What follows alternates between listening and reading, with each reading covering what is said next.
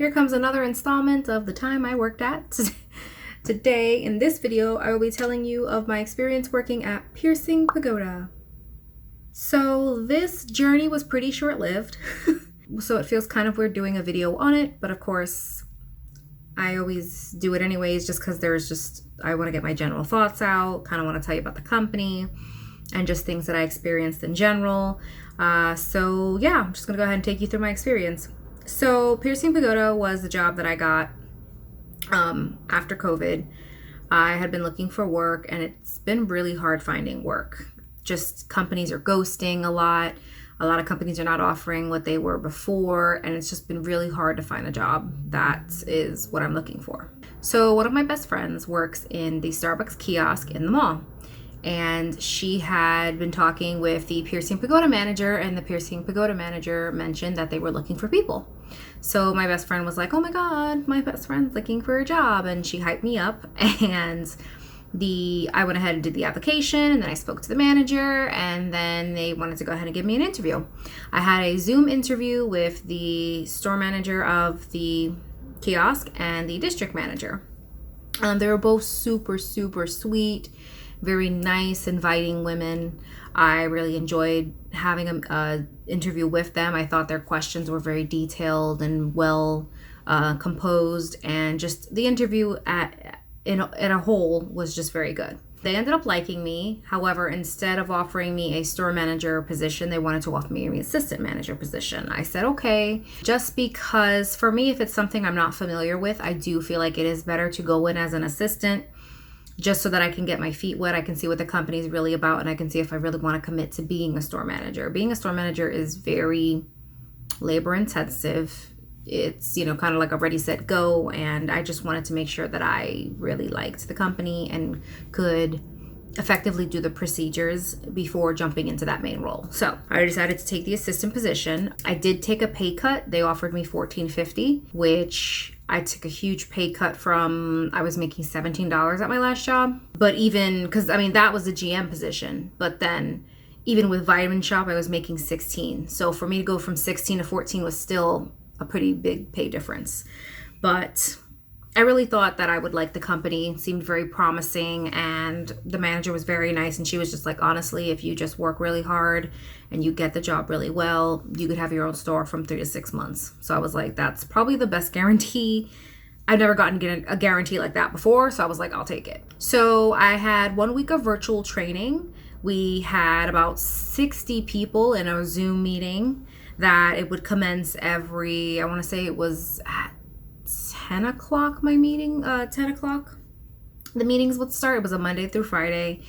And we had about 60 people in the Zoom, and we had a different trainer. We had different trainers every day, but they were all just amazing, super nice. They'd all been with the company, pretty seniored. So that was really nice to see. And just generally, it was really nice. The virtual training itself was boring as hell. And to be honest, I'm the kind of person that learns by doing. So for me, it was very boring. And I just kind of wanted to hurry up and get in store because I wasn't grasping or learning anything by sitting there. So that to me was the worst part of virtual training. And then I also felt like they were just going over things that I felt I already knew. And they were kind of really going over things that I felt like there could have been a better direction. I feel like we didn't learn much about products, which I feel like that was probably the main thing we should have learned about, because essentially at Piercing Pagoda, you're doing two things. You're selling jewelry and you're piercing people. So I feel like those are the two main factors that they should have focused on, but I don't feel like we got enough of that. And I feel like we focused more about just core values, customer service, scenarios, selling, things like that. So that's where I feel like they could have gone better with a virtual training. And then finally, I had my in-store training the week after. What ended up happening was the assistant manager, the lady that I met, the manager that brought me on and I had the interview with, she wasn't my boss. There was 2 Piercing Pagodas in the mall. She was the store manager of the first Piercing Pagoda, and then there was a second one that they were looking to fill. I didn't know that I'd end up being in the second one and not with her.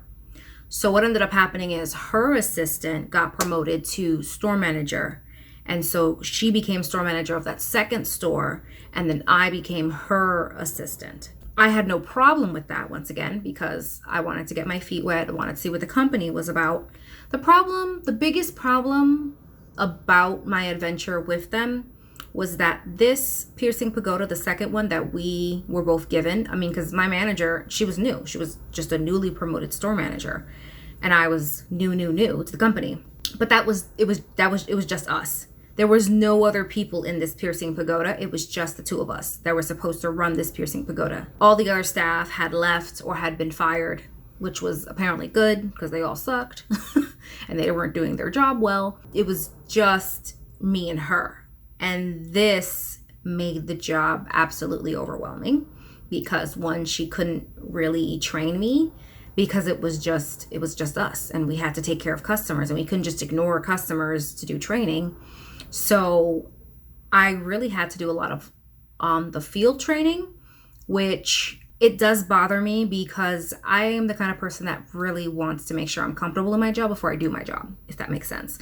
I won't ever be 100% comfortable, so I don't want people to be like, that's impossible, you're never gonna. I understand that. But for me, if you're telling me that I get 6 weeks of training, I want 6 weeks of training. I don't want 4.5 because something happened. No, I want to make sure that I'm fully understanding my job and I can do my job at least to the best of the ability. Like, I don't want to not know, like, basic things. Like, I literally had to learn how to do the selling, the piercing, all that while actively doing it. And to me, it's not easy to convince customers that, you know what you're doing when they can clearly see that you don't.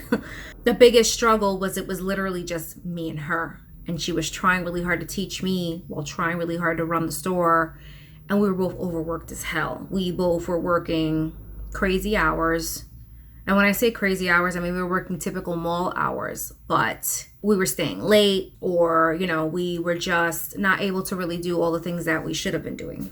So that was my first problem. My second problem was the way that the district runs her district is kind of like, it's almost like she doesn't trust her people, and she's very micromanagey.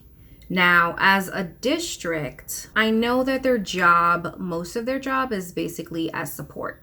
You're just making sure that everybody's doing what they're supposed to do. They're reaching their goals, their numbers, making sure their stores are, going well, making sure no issues arise, like, personal issues, things like that, anything that have to hurt the company or, make the flow of business bad. District managers typically travel to their stores. They'll spend some time in one store and one in another. They're just support. They're kind of like managers, but bigger managers. They make sure everything flows. However, this district manager at no point in time came to meet me. The whole time that I was there, she never came to meet me. She never came to our store. She knew that the stores were struggling, but she still never came. And at one point when this second store did not have anybody, she had her store manager that was over here running both stores with no additional help from her. And more of a just, I know you're doing a great job. And that was it. Like, to me, that lack of support and that lack of, I'm here to help you and I'm not going to just sit on my throne and watch you run this. That to me was like not okay. Another thing with that was she had a mandatory morning meeting every single day. And the store opened up at 11 o'clock when the mall opened up. But she scheduled her district meetings at 10:30. So the 30 minutes that we were supposed to be using to open up our stores, half of it was spent listening to her tell us that our district sucked and we needed to do better. Which, that's what I got about it. Obviously, she said it in a nicer way, but that's pretty much essentially what all these meetings were about. It was just, well, district blah, blah, blah didn't do well. We're missing this, and so we need to look better at this. And what are some things that we can do things that, like, to me, there's a time and a place for meetings. Obviously, you have to have meetings with your managers so that you can talk about these things, where they're at. But there was mandatory Monday meetings at 3 p.m. And to me, that's enough. Mandatory meetings every single morning, 30 minutes before you're supposed to open your store, I think is stupid. Why? Because it takes away half of your time that you're supposed to be opening up your store to be ready. One of their core values is being customers first. And I just don't think that that's putting customers first, because if I can't properly open up my store because I don't have enough time, now I'm trying to rush and do my morning stuff that was supposed to be done in the morning during hours where customers are there. And then, of course, I'm going to drop what I'm doing to help customers. But then I go right back into trying to finish and my work throughout the day that should have been done in those 30 minutes. But because I was standing there listening to this virtual lady tell me, obvious things that I know because I have a reporting sheet and I have an email that I can read and I know these things. It's just, to me, it's just very unnecessary because, as managers, we have emails that we check. We have daily, reports every night. We can see our numbers. We know we're not doing well. So as managers, it's our job to make sure we do well, make plans for the day. How are we going to get ahead? How are we going to do this? That's your job as a manager. So to constantly have or to have a mandatory meeting to tell us something that we already know and we should be doing as managers, it's stupid. Sorry, it is. Just in general, I felt like the product knowledge wasn't enough. I felt like a lot of the knowledge we needed to kind of look for ourselves. And I feel like if this is your business, this is something you do, this is jewelry. Why aren't we getting enough jewelry training? I didn't get enough jewelry training at all. I had to start reading tags just so that I could understand what some things meant. And yes, they had modules and I finished all my modules, but I still felt very lost. And I still felt like I needed a lot of in-house training in order to really understand how to present jewelry to people. And obviously I lacked confidence because I just wasn't sure of what I was talking about. And then on top of that, there's the pressure of having to sell 3 things every single day in order to reach what they call trifecta. Trifecta is your sales, your piercing, and your ESAs, which is your extended warranty agreement or extended service agreement. But it's basically a fancy way of saying warranty. And this is a warranty that would last for a year. And we had to push to make that quota. Our warranties were supposed to be at 8.5. Our piercing, we had a goal for piercing every day. We were supposed to ask customers if they wanted to be pierced, every single person, and just basically sell. Our job was to sell, upsell. And when I got into this business, or before I got into this business, I had mentioned to them that I was not a salesperson, that I could do upselling. I could do suggestive selling. But to be pushy salesperson, like car person, or like those really hungry people you see in those kiosks that are like, they give you a sample and then they're like, let me show you something over here. Come over here. I'm not that person. I'm just not that person. And I expressed that to her because I wanted her to understand that this is something that I could not do. I would not feel comfortable doing. And she assured me it wasn't like that. It was like, there's no ifs, ands, or buts about it. The job was very pushy sales. She said, and she, of course, it's like, well, it's the way you approach them. But the way they wanted me to approach them was very fake. It was very, very fake. It was just hi, how are you? Are we getting a piercing today? Because I think you would look fabulous with a second hole. Have you ever considered getting a second hole today? No, you're not interested in that. Okay, well, what is it? What are we shopping for today? What are we getting you today? And then they say like, oh, I want a gold chain or whatever. Okay, you want a gold chain? Well, this is a 14K chain, blah, blah, blah. And then when we opened up the pamphlet, they wanted us to either sell credit or leasing. We had to get at least one of each a day, or either both a day. I think it's one of each. But we had either credit or leasing. And we needed to offer these options to every single customer 100% of the time. It was 100% customer 100% of the time because you never knew who was going to want to get it. So we had to go ahead and offer that. And unfortunately, sometimes a lot of people take that into offense, which I had a few customers that were very offended when I asked them. Or if they said something like, ooh, that's kind of pricey, I'd say, oh, well, that's okay because we actually offer credit and we also offer no credit leasing. So you can go ahead and lease your item. They'd be like, nah, it's not that I can't pay it. I just don't want to spend $549 for a chain. Like, so then at that point, I was just like, okay, I just doing my job. But that's the thing. It's like they put us in a position where literally I was always offering something to someone. I couldn't just say, okay, well, if that's, you don't want that, that's totally fine. No, it's not fine, because if I don't reach my quota, I don't get my bonus. And that's pretty much why I got paid so little. It was because, of course, every month we get a bonus for being in trifecta and reaching our sales.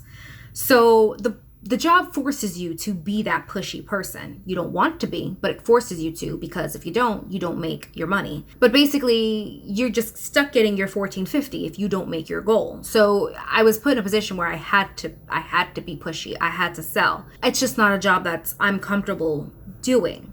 Some people are, and more power to you. I think personally, it's a skill.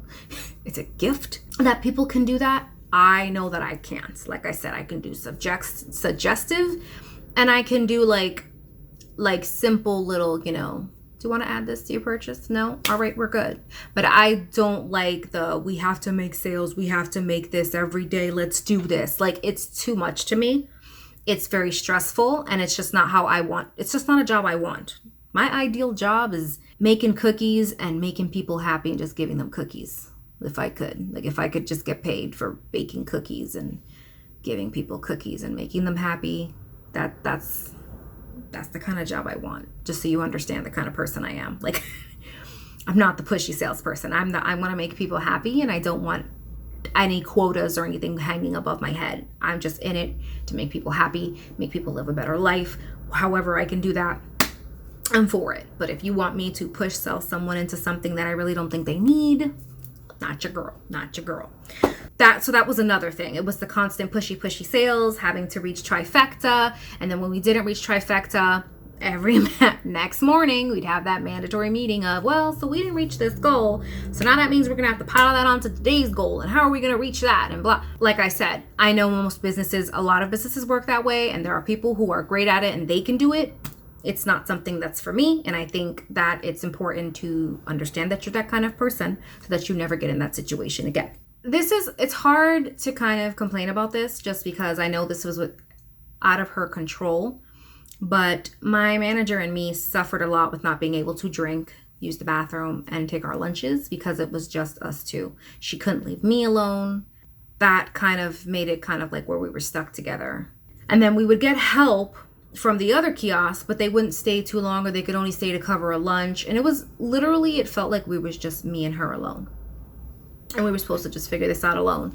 And once again, that I think was a prime time for the district manager to come in and do something and help us, or to help her, because she's a new store manager. But I just felt like she kind of sat back and just wanted to see what she was going to do. And yes, I know a lot of people would be like, testing her, see if she can handle it. But I think there are certain things, yes, that a store manager should do by themselves, stand, be able to show up and be like, yes, I can do this. But I don't think this is one of those things, because my manager literally was suffering. She was working 10 hours, sometimes more, no drinking, no eating, just on the floor constantly working. And you talk a lot, so you get very thirsty. So for her to just sit there, be thirsty, be hungry, have to use the bathroom constantly and can't leave, it's just like a form of neglect and abuse. And it was too much for me. I was very upset at the fact that she had to do that. And she was a very, very sweet woman. So it hurt me even more because she was so nice. So it was so hard to watch somebody that was so nice go through this. We were hiring, but the problem is that, of course, we couldn't find the right candidates. We were about to go into a hiring freeze because holidays were coming up. And so they were going to put us on a freeze. So we managed to get 2 girls in right before the freeze. But once again, virtual training, which was going to take a week, and then in-store training. But it's just, we were still suffering by then.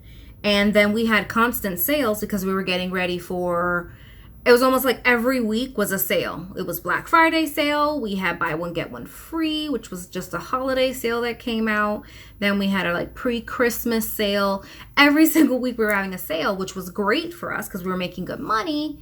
But it was just me and her. We were getting slammed. And it was just so stressful to see so many people that I couldn't help because I didn't really know a lot still. Or every time I had a customer come up to me and say, I want to exchange this, I want to refund this, I didn't know how to do that. So then I had to bother my poor manager who was already helping someone, and she just literally had to run around and just do everything. And it was just wanted to sit in a corner and cry. Also, another thing I will say, their jewelry is nice, very nice. And they brag about the quality of it and that it's supposed to last you forever. However, I had a lot of people, and I mean every single day I was getting 2 to 3 people come to me and tell me their jewelry broke within a year. And they wanted an exchange, or they wanted, to use their warranties for this. And for me, it's I don't think the average person is that active to where jewelry should break. And I mean, a lot of people could have A lot of people could have manipulated it, broke it in its own way, but still, I feel like it was too many people coming to me telling me that their jewelry was breaking. And this is supposed to be high quality jewelry that's supposed to last you a lifetime. Didn't seem like it was doing that. I actually had one girl come up to me and tell me, I've been shopping at Pagoda for years. I buy a lot of their jewelry, and a lot of their jewelry breaks on me within a year. So, I mean, at that point, I wouldn't be shopping there anymore, but that's just me. But yeah, so that was another thing that was kind of like, the quality, is this really quality? That was another thing that stood out to me that I was just like, I'm not sure.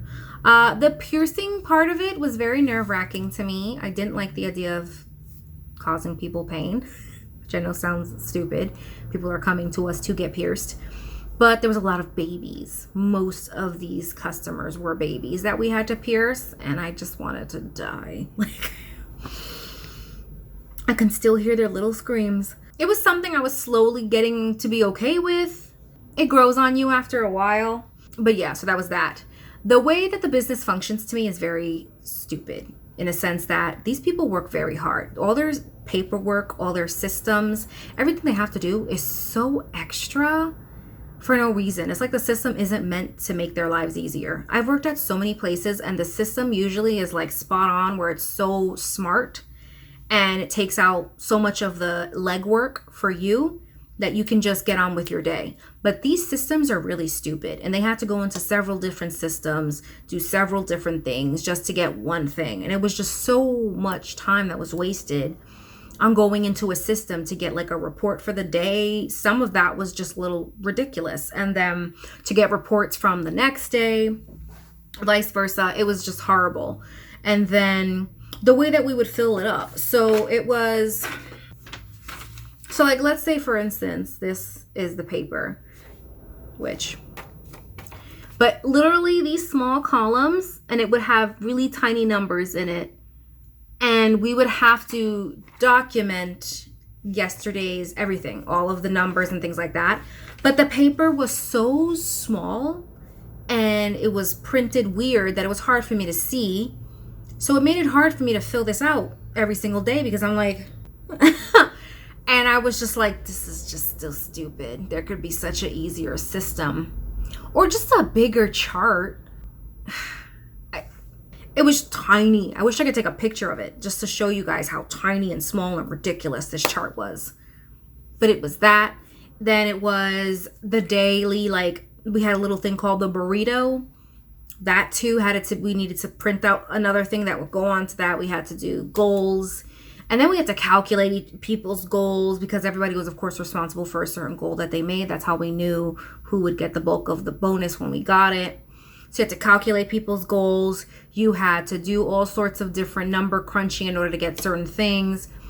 And once again, it was just so annoying to spend so much of your time trying to do this when you have other things in your day you should be focusing on. And of course, my manager said, well, the more you do it, the more you get used to it. Obviously, yes. But still, the way that the system functioned on certain things, that obviously wasn't going to change. And that was way too much. Like, to click to get here. And then every single thing you have to click, you have to sign on into your numbers again in order to get somewhere. So the system didn't make it easy to do anything. And it was also very stupid in the way that it functioned, if that makes sense. So I guess just saying that they had stupid systems that didn't make their jobs easier, I guess, is what I could say. I don't really know what would be the word or the sentence for it, but that's the only way I can express it, is that the system's very stupid. Like I said before, I've worked at several different companies.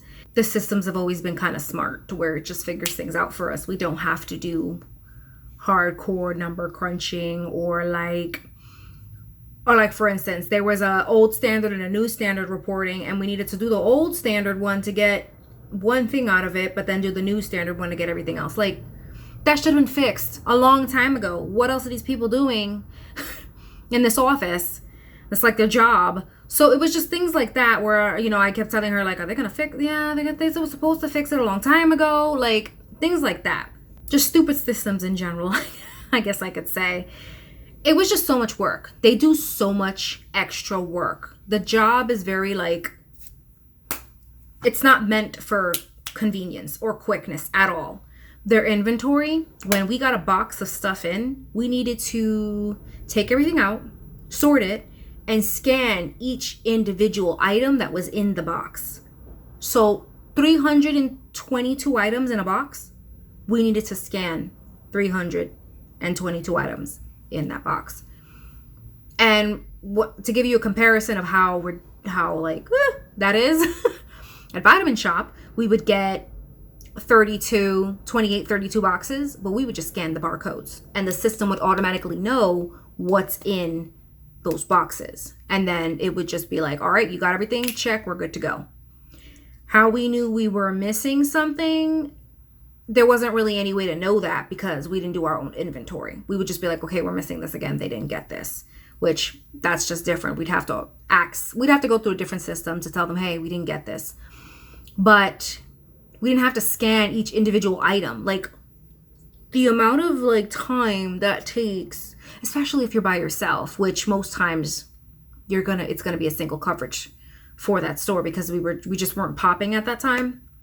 So on a Thursday, if you're by yourself, you're also supposed to be taking care, of customers, doing the whole spiel of trying to sell them everything, and then on top of that, you're scanning 322 items individually and then sorting them and then trying to either fill up the case or you're putting them in their little hooves, which I'm not saying, once again, part of your job, but at least make it easier. Give me an extra person or fix the system to where the system knows what I got, because that's another thing. It's not like it wasn't normal inventory. Normal inventory, when you're doing it yourself, is you're saying, okay, so we need this, so I need to order that. We need this, I need to order that, I need to order that. It wasn't like that. The system would send us whatever it thought we needed, and that was it. And then Vitamin Shop ran the same way. I would just scan empty tags, and the system was supposed to know, okay, we don't need that, we need this, and the warehouse people were supposed to bring it to us. Did they? No. So I don't, not a fan of inventory that way because it just doesn't work. The few times I've seen it, it doesn't work. We still have items that we don't have, which of course makes customers angry. So it's not customer driven or being customers first when you can't control what you're getting in your store, and then you're having to go out of your way to order things that you need because your inventory is too stupid to pick it up that you need it. I don't know if there's a system that can be easy like that where you just scan it and they know. I don't know if that's a system that's not, you know what I mean? Like I feel bad saying it's stupid, but not knowing if that's the only system that's available to these companies, I guess is what I'm saying. Is there any smarter system that you just scan it and versus having to individually scan an item? Because that's just not progressive at all. That's not helping anybody. That's so much extra time that the person could be using doing other things. I can tell you that's just, once again, they would send us things that we just didn't have space for. We were in a small little kiosk, which if you've ever worked at a kiosk, you know how small it is. You're very limited on space. And yet they kept sending us boxes and boxes of things we didn't need and we had no space for. At one point, towards the end of me being there, we had just a tower of boxes and nowhere to put them. And then one girl was like, oh, you're supposed to put it in your car. That's our inventory space. That's our back room is our car, basically, because we didn't have any back space in the mall. Because, some malls or most stores in the mall have, back rooms and there's that little tunnel. We didn't have a back room. So we had no extra space to put any extra of this crap they were giving us. So the employees were just resulting to putting it in their cars just so that it wouldn't block their kiosk space. Now to the fun part, to get to the fun part, which you're all waiting for, why I'm no longer there or what led to me leaving. Thanksgiving rolls around and my friend, my period, had been late, 4 days late to be exact, because she always likes to show up late now. She's that person. So also I feel the need to give a backstory just so that you guys kind of get where I'm coming from. I have really bad periods, very bad periods. Sometimes I'll be sick all month. I'll get my symptoms 2 weeks ahead. I'll get my symptoms even after I'm done with my period. I'll spend a week to 2 weeks just still sick, experiencing period symptoms. It's out of control. And it's taken up a lot of my life. And it's kind of stopped my life a lot. And it's very stressful. And it's unfortunately something that I can't really explain to employers because one, they don't take it seriously. Two, they would not hire me or they would fire me. And three, I would have to go to a doctor and get a note saying, hey, this is what's going on with her. You'd need to excuse her. And once again, that would go against me. Most employers wouldn't want me. So I just choose to deal with it. I've usually dealt with it in the past and it hasn't been an issue. But ever since COVID, it's just gotten worse. It's just life. It happens. So she was late and I was very, very scared that she was going to come during either Thanksgiving or Black Friday, because I knew it was going to be one or the other. So Thanksgiving, we were off because the mall was closed. And she comes. And I'm like, okay, she came Thanksgiving. I'm off. No big deal. But for me, unfortunately, and many women are like this, my period usually will be either worse, either horrible for 2 days, so the first day, second day, or first day, not too bad, second day, miserable, like dying. It wasn't that bad on Thanksgiving, which I knew meant that the next day it was going to be horrible.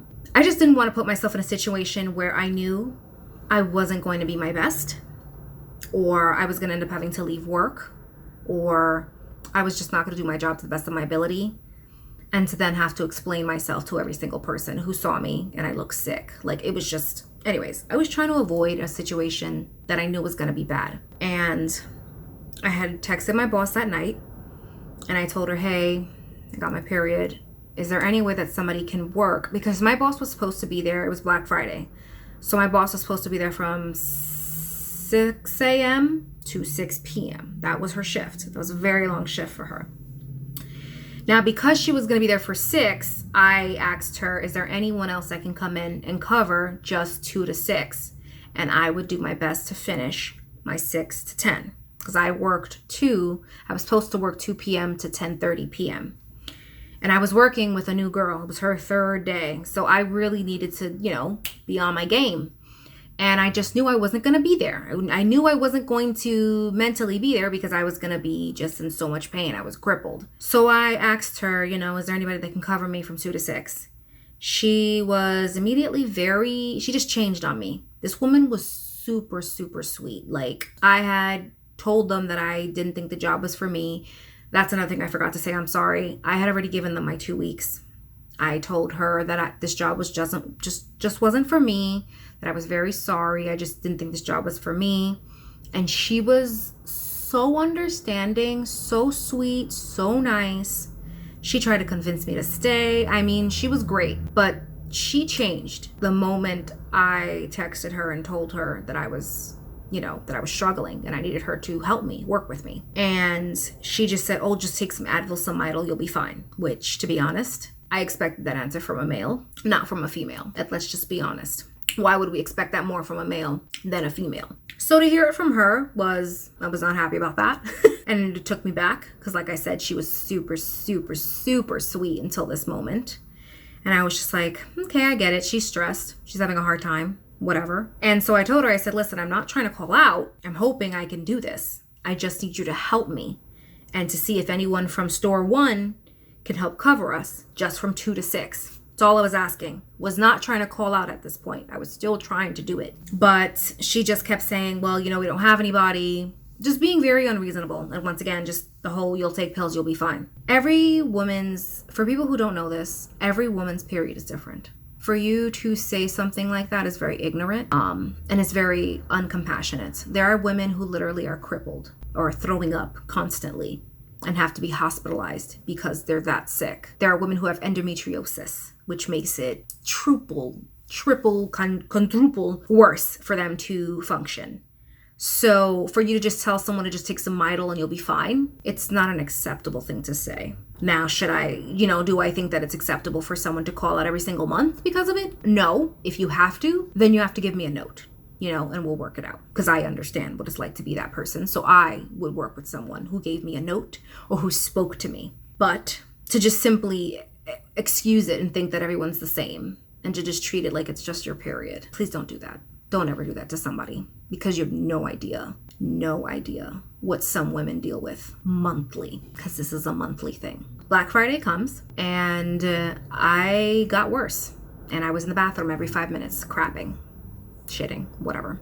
And then on top of that, I was getting excruciating pain, and I couldn't walk. So I was crippled in my bed, and it was around almost 12 o'clock. And at this point, she hadn't said anything to me anymore. When I told her, please find somebody, 2 to 6, that's all I'm asking. She hadn't found anyone. She just expected me to figure it out. And finally, I couldn't do it. It was already 1 o'clock. I was still using the bathroom constantly. I was lightheaded. I was, like I said, massive cramps. Like, I just couldn't get out of bed. I texted her and told her, I'm sorry, I can't make it. Because if she wasn't going to find someone for me, she already was expecting me to work this long shift, and I knew I couldn't do it. And she hadn't answered me, so I had to call her. I felt so bad because I called her and I was like, hey, I'm sorry, I don't know if you didn't see my message. And she's like, no, I haven't. And I've been on the floor, I haven't even drank. I haven't eaten, or I'm thirsty. Just, what I told you we both had been dealing with this entire time. And I didn't want to say it because, of course, at that point I was like, and here I go, just ready to fuck her day up even more. But I said, I'm so sorry, but I have to call out. I said, I was really hoping that we could find someone that could work 2 to 6, would have given me more time to maybe see if I could get myself together. But I just can't. I can't get up out of bed right now. And when I do get up out of bed, I'm in the bathroom. And I just know that I can't do that at a mall, where it's Black Friday and I'm probably going to be standing on line to use the bathroom, or I wouldn't even get away from the kiosk because they'd be so busy. Or she said, we'll talk later. And I was like, okay. Not 15 minutes pass, and this woman texts me and says, I'll take this as your resignation. Feel better. That escalated real fucking quick. I was so, first of all, and I also want to mention this, when I got off the phone with her, I cried because I was so upset that I had to let her down. And I was upset that, this was the person she was seeing, that I know she was struggling, and then I had to make it even worse on her. Like, I know what I was doing, and I knew that it was fucked up, and I didn't do it on purpose. And that was the worst part of it all, is that I felt like they were thinking that I did it on purpose because I felt some sort of type of way about the job. No, I would have came in regardless, but I couldn't. And that was the worst part of it all. So I cried. And then after I was done crying, she goes and just, writes that to me, and I'm just like, cried even more because I was even more upset. And so I wrote her a really nice message, because once again, I totally understood how she felt. I also felt like she was being very, just insensitive towards me. But I understood where she came from. I'm not going to sit here and call her a bitch. I'm not going to sit here and say she was horrible. No. If we had had more people that could help, honestly, I don't think she would have wrote that. I think she would have just been like, okay, no problem, I'll just call this person. Or she would have said, okay, no problem, can you call this person to see if they could cover? So I think the fact that she just had no options, and I, she felt like I flaked out on her, I'm sure that's what it led to her saying that.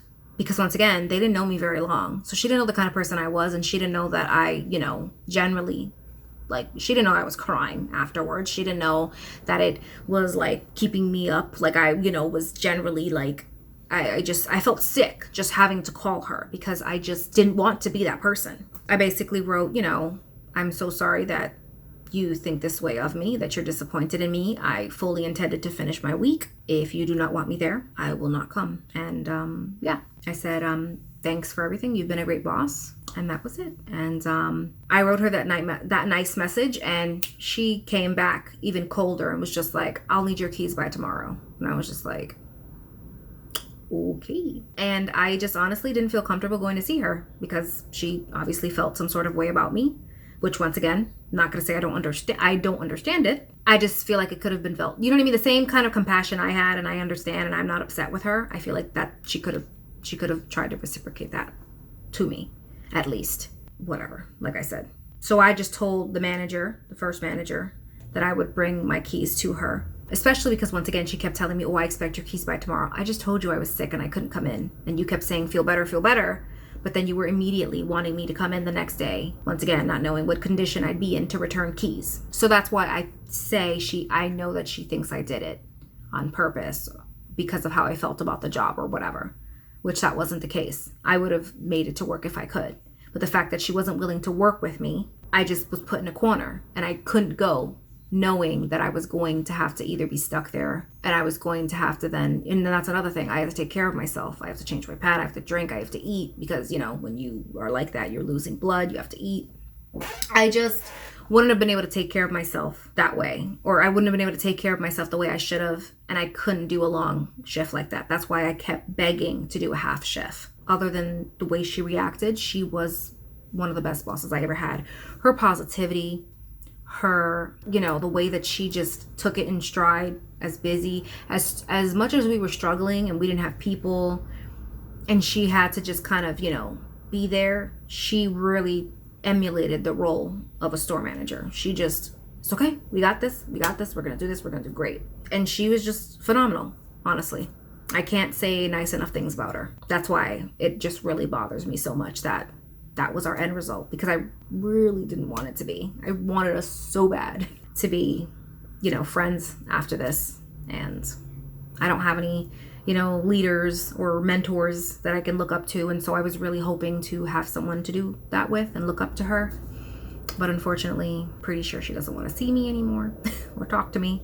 I gave her my keys, and that was pretty much the end of the journey. You know, if you're the kind of person that loves jewelry, you love the idea of selling it to people, if you're a person who thrives on being competitive, selling, then I think it's the perfect job for you.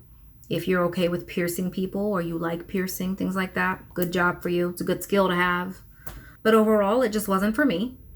The company, to me, could make their employees' lives a little easier, especially for how big of a company they are. But yeah, that was pretty much my journey with Pagoda. So I would love to hear from any of you guys. If you have worked there before, you're currently working there, if you work for Zales or any of their partners, because they have Zales, Jared.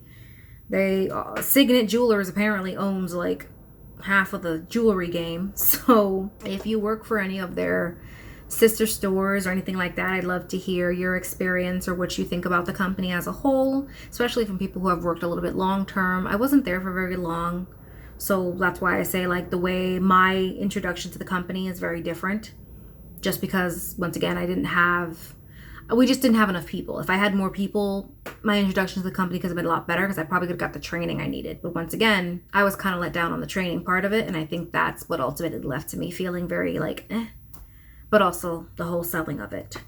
But thank you guys so much for watching this video. Any comments, questions down below, please leave them there. I'll try and answer them if I can at my swiftest convenience. And thank you guys so much for watching this video. See ya!